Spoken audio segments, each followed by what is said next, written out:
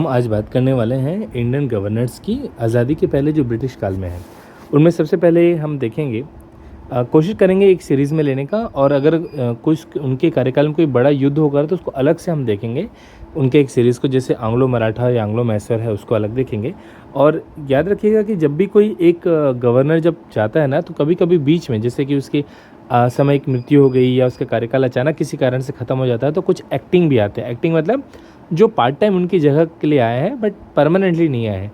अगर उनको हम गिने तो वैसे तो वैलिड नहीं होते हैं, उनको नहीं लिया जाता, लेकिन अगर उनके कार्यकाल में कुछ इंपॉर्टेंट होता है तो उसको भी लेंगे। जैसे कि मैं आपको एग्जांपल बताऊंगा कि इन सारे जो भी अभी आने वाले हैं, इनमें कई सारे गवर्नर जनरल ऐसे हैं जो एक्टिंग है, मतलब किसी की डेथ के बाद अचानक उनको कुछ दिन के लिए सत्ता सौंपी गई थी, लेकिन उनके कार्यकाल में क्योंकि बहुत बड़ी चीज़ हुई थी, इसलिए उसको सीरीज़ में डालना पड़ा। तो खैर, शुरुआत करते हैं, ज़्यादा समय नहीं लेंगे। शुरुआत करते हैं, जो पहले गवर्नर थे उनका नाम था वारेन हेस्टिंग।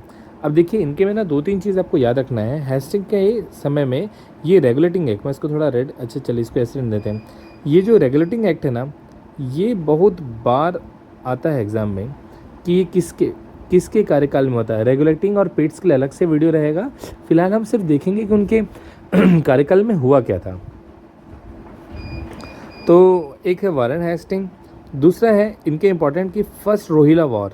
ठीक, न्यूज़पेपर जो बंगाल गैजेट बना था ना, वो इन्हीं के कार्यकाल में बना था।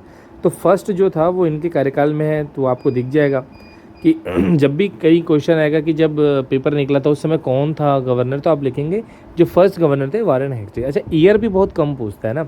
उसके बाद देखिए, जो सबसे बड़ा मैंने इसको अंडरलाइन करना चाहा है वो है कलेक्टर का पोस्ट। देखिए, कलेक्टर का पोस्ट सिविल सर्विस एग्जामिनेशन का स्टार्ट होना और बाकी चीज़ें अलग अलग हैं। जो सबसे इंपॉर्टेंट है वो है कि सबसे पहले कलेक्टर का पोस्ट किसने डिराइव किया था, किसके एक समय में कार्यकाल में ये आया था, तो वो है वारेन हेस्टिंग में। अब लड़ाई की बात की जाए तो आपको याद रखना है कि ना, ये इधर मराठा लिख लीजिए और इधर ना एंग्लो मैसूर लिख लीजिए। ठीक, तो जो हमको गवर्नर जनरल के समय में जो पहली बार दिखता है वो है आंग्लो मराठा वार, मतलब अंग्रेज़ और मराठाओं के बीच में होने वाला फर्स्ट युद्ध। तो फर्स्ट एंग्लो मराठा वार हमको यहाँ मिलता है, और मैसूर का ना सेकंड वाला मिलता है।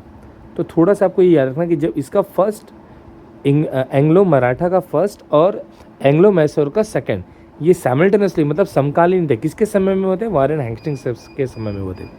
अब आते हैं हम लोग दूसरे वाले में, जिसमें है कॉर्नवालिस। कॉर्नवालिस में आप देखेंगे दो इंपॉर्टेंट है, परमानेंट सेटलमेंट और तीसरा एंग्लो मैसूर वॉर। देखिए, मैंने यहाँ पे दूसरा लिखा ही है, तो दूसरा के बाद जो तीसरा होता है ना, जो तीसरा होता है वो इनके कार्यकाल में होता है, कॉर्नवालिस के कार्यकाल में होता है। सनसेट लॉस को मैंने कहा है कि अलग से, या वॉर को हम अलग से वीडियो में देखेंगे। तो तीन इनके में इंपॉर्टेंट है। परमानेंट सेटलमेंट, अच्छा परमानेंट सेटलमेंट में जो मद्रास तरफ से स्टार्ट हुआ था ना, वो जॉन शॉरे ने किया था। तो जॉन शॉर ही जो है जिसने इसको इम्प्लीफाइड किया था मद्रास में, वही फिर अगला गवर्नर जनरल भी मिलता है। अच्छा, याद रखिएगा कि इन लोग आधिकारिक रूप से इंडिया के गवर्नर जनरल नहीं बने थे, ये असल में बंगाल के ही जनरल थे। लेकिन उस समय ये था कि जो तीन थे ना, मद्रास, कलकत्ता और मुंबई, ये मुंबई हो गया, कलकत्ता हो गया, मद्रास हो गया, तो जो कलकत्ता का ही था ना, वही पूरा सर्कुलेट करता था, वही एडमिनिस्ट्रेटिव हेड था इंडिया का। तो इसीलिए बंगाल का जो बनता था वही इंडिया का बनता था। तो ये सारे जो है ना, ये फिलहाल बंगाल के बनते हैं गवर्नर, क्योंकि उसका प्रभुत्व ज़्यादा रहता है, सारा इनकम कलकत्ता ही करते रहता है, राजधानी कलकत्ता ही रहता है, तो कलकत्ता का गवर्नर ही जो रहता है वो सारी जगह को चलाता है। तो कॉर्नवालिस के बाद जॉन शॉर आते हैं। जॉन शॉर के समय देखिए, चार्टर एक्ट 1793, मतलब 1793 में जो चार्टर एक्ट आया उसके समकालीन है, मतलब जब वो आता है उस समय जॉन शॉर रहते हैं। खारदा का युद्ध है और सेकंड रोहिला वार। फर्स्ट रोहिला वार हमने उस पर देखा था हेस्टिंग में, और सेकंड यहाँ पर होता है। थर्ड यहाँ पे देखिए वेलेस्ली है। फोर्थ एंग्लो मैसूर वार हमने सेकंड, थर्ड और फोर्थ देखा है लाइन से, है ना, तो ये फोर्थ आ गया। सेकंड एंग्लो मराठा वार, हमने फर्स्ट एंग्लो मराठा वार देखा था वारेन हेस्टिंग के समय में, और यहाँ सेकंड देख रहे हैं। एक इंपॉर्टेंट काम होता है वेलेस्ली से, आप याद रखिएगा, विलियम कॉलेज कलकत्ता का स्टार्ट होता है। क्या होता है? विलियम कॉलेज कलकत्ता का स्टार्ट होता है। उसके बाद हमको मिलता है बार्लो। बार्लो को मैंने ना, मतलब अपने सुविधा के लिए याद करने के लिए ना, इसको मैंने बंगलो से ही किया है कि भाई यहाँ ब्लैक में लिख लेता हूँ, थोड़ा याद रहेगा कि ना। मैं आपको ट्रिक बताऊँगा मेरे याद करने का तरीका, फिर हो सकता है आपको पसंद आए तो आप भी कॉपी करिएगा। बंगलो से मैंने बार्लो को याद किया है। तो बंगलो में हम, मतलब बंगलो से बैंक और सिपाही, है ना, पैसा भी रहता है बंगले में और सिपाही भी रहता है। सिपाही मिट्यूनी भी हुई थी और बैंक ऑफ कलकत्ता भी इसी समय इस्टेब्लिश हुआ था। देखिए, इसके बाद मिंटो आते हैं। मिंटो ना आपको ना बहुत ज़रूरी है यहाँ पे याद रखना, उसका मैं रीज़न बताता हूँ। मिंटो आपको ओवरऑल 2 बार आएंगे, एक मिंटो यहाँ पर है और एक मिंटो आएंगे आपको 1909 में। इसको कैसे याद रख सकते हैं कि 1909 में मार्ले मिंटो सुधार भी आता है, तो आपको याद रखना एक मिंटो अभी मिलेगा और एक मिंटो 1909 में मिलेगा, 2 बार हमको मिंटो मिलना था। ये फर्स्ट मिंटो है। चार्टर एक्ट 1813 वाला इनके समकालीन था। अभी मार्क्यूस ऑफ हेस्टिंग और जो पुराने मिले थे ना वॉरेन हेस्टिंग, ये दोनों अलग अलग हैं। ये हेस्टिंग साहब को में देखिए एंग्लो मराठा वार तीसरा वाला हुआ है। सबसे इंपॉर्टेंट क्या है, एंग्लो नेपलीज, क्योंकि देखिए क्या मैं देख रहा हूँ कुछ क्वेश्चन पेपर में ना कि जो रिपीटेटिव क्वेश्चन है, कॉमन क्वेश्चन वो नहीं आ रहे, हटके क्वेश्चन बहुत आते हैं।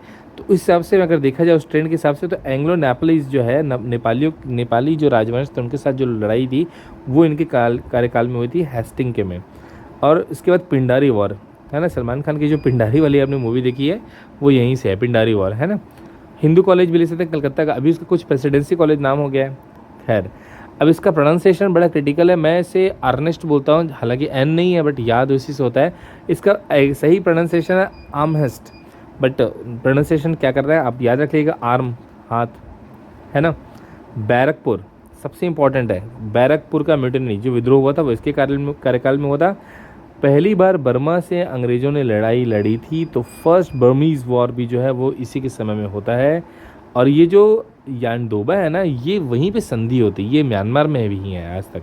अच्छा, इसमें अगर कभी क्वेश्चन पूछे ना कि मणिपुर और जो छोटे छोटे कबीले होते हैं वो सबके साथ अंग्रेज कब लड़े थे, तो वो भी इसी में आता है, बर्मीज़ वाले में ही आता है ना। इसके बाद देखिए ये सबसे इंपॉर्टेंट है, विलियम बेंटिक का नाम बहुत इज्जत के साथ लिया जाता है क्योंकि एकमात्र ऐसे गवर्नर थे जिनकी बहुत सारी सहानुभूति भारतीयों के प्रति थी।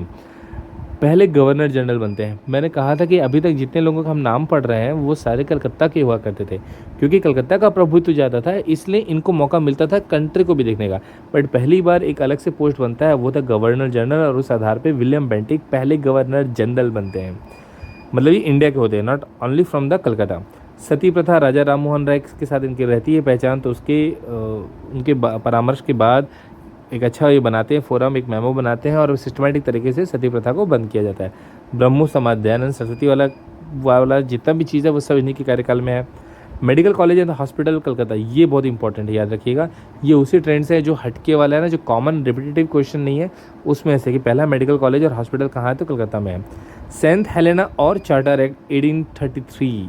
सेंट हेलेना में क्या था, इसमें कहा गया था कि ईसाई जो है, जो उनके धार्मिक प्रबंध हैं उनसे जुड़े हुए जो भी उनके पादरी पुजारी जो भी हैं वो अब इंडिया आके धर्म को फैला सकेंगे। ये अभी तक नहीं हुआ था। क्यों नहीं हुआ था? क्योंकि अभी तक सत्ता जो थी वो ईस्ट इंडिया कंपनी के पास में थी और जिसका काम था सिर्फ पैसे कमाना। बट अब धर्म के नाम से पहली बार चार्टर एक्ट 1833 में, जिसे हम सेंट हेलेना एक्ट भी कहते हैं, वो मंजूर होता है। एनेक्सेशन ऑफ मैसूर, 3-4 लड़ाई के बाद मैसूर पूरी तरह से अंग्रेजों के हाथ में आता है। कब? जब विलियम बेंटिक आते हैं। तो इंग्लिश एजुकेशन एक्ट 1835 बहुत इंपॉर्टेंट है, याद रखिए, ये ईयर भी बहुत बार पूछता है। 1835 इंग्लिश एजुकेशन, अंग्रेजी को ला के उसको फैलाना किस तरीके से, एक सिस्टमेटिक हम ऐसा बनाए एजुकेशन कि अंग्रेजी के थ्रू सारी पढ़ाई हो, वो इनके समय में इस्टेब्लिश होती है।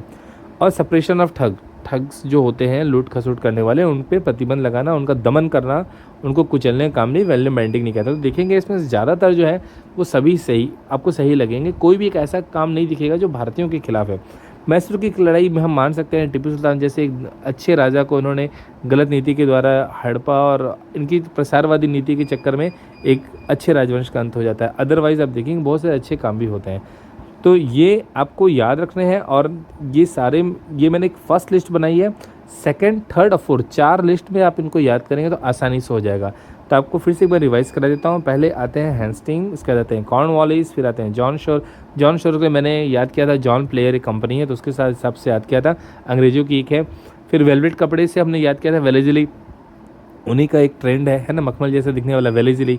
तो अंग्रेज़ जो है, जॉन प्लेयर जो है वो वेलेजिली कपड़ा पहनता है और क्या रहता है, बंगलों में रहता है।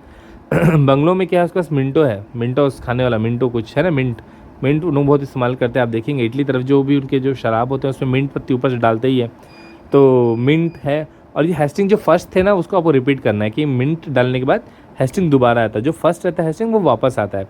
हेस्टिंग के आने के बाद आर्नेस्ट है ना, एक ऐसा आदमी जिसका नाम बड़ा क्रिटिकल है, लेकिन थोड़े बहुत कुछ काम हुए हैं बट एकदम हल्का नाम है। पूरे सीरीज़ देखेंगे कि उच्चारण करने में बहुत दिक्कत है। तो आर्मरेस्ट यहाँ पर है और उसके बाद में आते हैं विलियम बेंटिक, जो सबसे ज़्यादा इंपॉर्टेंट हो जाते हैं, जिनका बहुत इज्जत के साथ नाम लिया जाता है। मैं आपको एक बार सीरीज़ लिख के दिखाता हूँ तो आपको लगेगा कि भाई पढ़ाने वाले को खुद को याद है कि नहीं। देखिए मैंने पहले लिख दिया है हेस्टिंग, है ना, red I don't like so I am just changing the colour. ये हो गया हेस्टिंग। हेस्टिंग के बाद कॉर्नवालिस, है ना, कॉर्न, स्पेलिंग पे ध्यान मत दीजिएगा क्योंकि हमका MCQ में स्पेलिंग सही रहेगा। तो हेस्टिंग आया, हेस्टिंग के बाद कौन आता है, कॉर्नवालिस आता है। कॉर्नवालिस के बाद जॉन ब्लेयर से मैंने याद किया जॉन शोर, ठीक। जॉन शोर के बाद में क्या आता है कि वेलेजली कपड़ा पहनते हैं, वेलेजली कपड़ा पहनते हैं। वेलेजली के बाद क्या है, बार्लो, बंगलों में रहते हैं। अब जब बंगलों में रहते हैं तो क्या होता है, जब बंगलों में रहेंगे तो वहाँ पे हमको एक चीज़ और याद रखनी है कि शराब पीते समय हमने कहा था मिंट ऊपर से डालते हैं, तो वो मिंटो हो गया। मिंटो के बाद क्या आएगा, मिंट डालने के बाद में क्या था, एक आदमी, बड़ा अजीब सा नाम था, आर्मरेस्ट, ठीक, या आर्मरेस्ट, ठीक। और उसके बाद आते हैं लॉर्ड विलियम बेंटिक। 1 2 3 4 5 6 7 8 लोग यहाँ पर हमको दिख रहे हैं। क्या इसमें कोई छूट रहा है? जी हाँ, ये सीरीज़ सही है, बस एक चीज़ छूट रहा है, वो है हेस्टिंग। मैंने कहा था हेस्टिंग दोबारा रिपीट होते हैं और वो कहाँ पर आते हैं, यहाँ पर आते हैं। ये दोनों हेस्टिंग में अंतर है, जो पहला है वो वॉरेन हेस्टिंग है और दूसरा जो मार्क्यूस ऑफ हेस्टिंग है। तो ये हमारी एक सीरीज़ बन जाती है फर्स्ट लिस्ट। अगली लिस्ट देखिएगा आप जस्ट नेक्स्ट वीडियो में। Thank you.